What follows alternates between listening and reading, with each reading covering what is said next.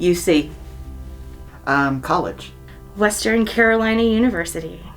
School. It was one of horror as we stood outside at the information desk watching the television there. And we watched the first tower collapse. And we all stood there with our mouths hanging open. And then we watched the second plane crash into the other tower. And we were all still standing there in horror. And we watched the second tower collapse. And it was unfathomable. I remember waking up that morning. I was actually in my boyfriend's room. His roommate came and woke us up and told us what had happened. And we thought he was kidding until we turned on the news and watched it. They didn't cancel classes that I remember, but maybe they did. But I remember this sense of kind of dread that this had happened and why it's happening, who was responsible for it and those kinds of things. We were really scared, concerned. Luckily I didn't know anyone from New York, so I didn't know any, or from DC, so I didn't know anyone that was directly impacted, luckily, but yeah, it was mostly just fear and being scared of what would come next. I was a freshman at Western Carolina University, class of 2001, and I was living in the Walker dorm. And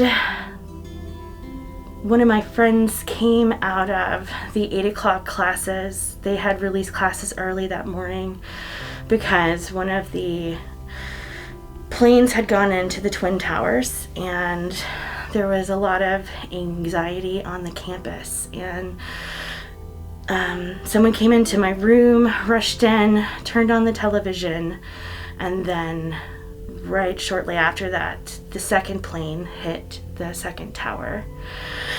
And we knew then that things were not okay, and that's when the campus decided to shut down classes for the rest of the day.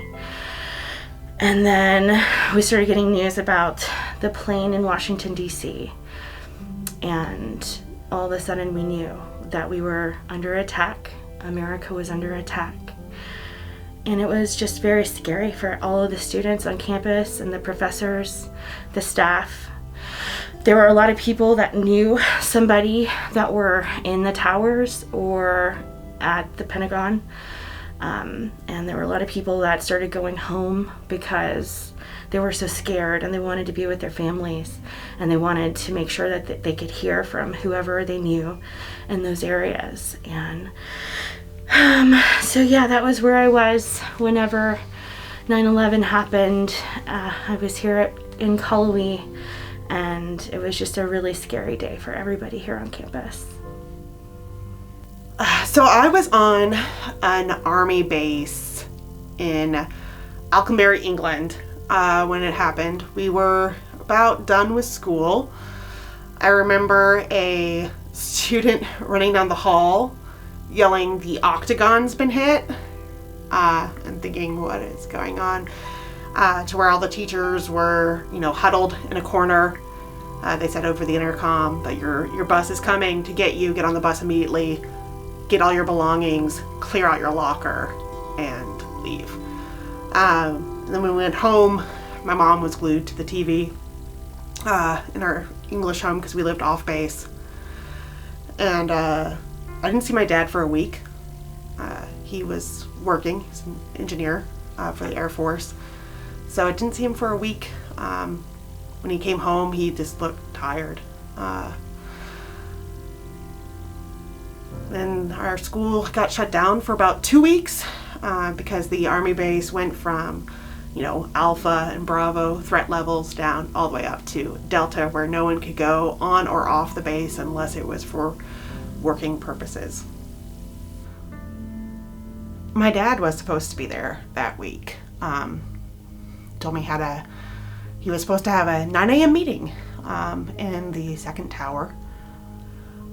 Instead, they changed his meetings to the week before, so he wasn't there, which is good, but, there was many on base that lost a friend, a family member, a mom, a dad. My aunt, she lived in New York City at the time. She was a few, several blocks away. I know people tried calling her to see if she was okay. She was. This affected everyone. I think at that time, we were very much a united nation, and we were united just beyond, not just that day, but beyond that day. It extended into a period of time as we tried to hold people accountable for their actions. It extended into how do we support those people that were affected by it, whether it was first responders or families of members who lost people as the towers came down. But we're so divided now, and I look back at that time when we were very much a united nation, with love and support for each other that you don't see much today. There was this huge sense of community that built up afterwards. People were coming together, they were loving each other and just being a part of something together. Part of the relief efforts, part of everything that came along with it. I remember for the first time it felt like, the country was united about something, because we were all scared, we were all fearful, we were all concerned about what was going to happen and if anything was going to come next. But I think that sense of community and just really realizing that we're all in this together. I hope that we can all learn how precious every day is and how you just never know what's going to happen every single day.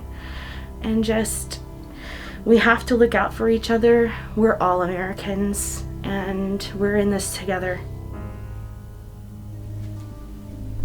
That we live in history every day. We're making history as we speak. We're doing things that, will be written down later. So experience life. Don't be afraid taking risk. Don't be afraid to speak your truth. Just live. If you ever forget, we remember. We remember. we remember.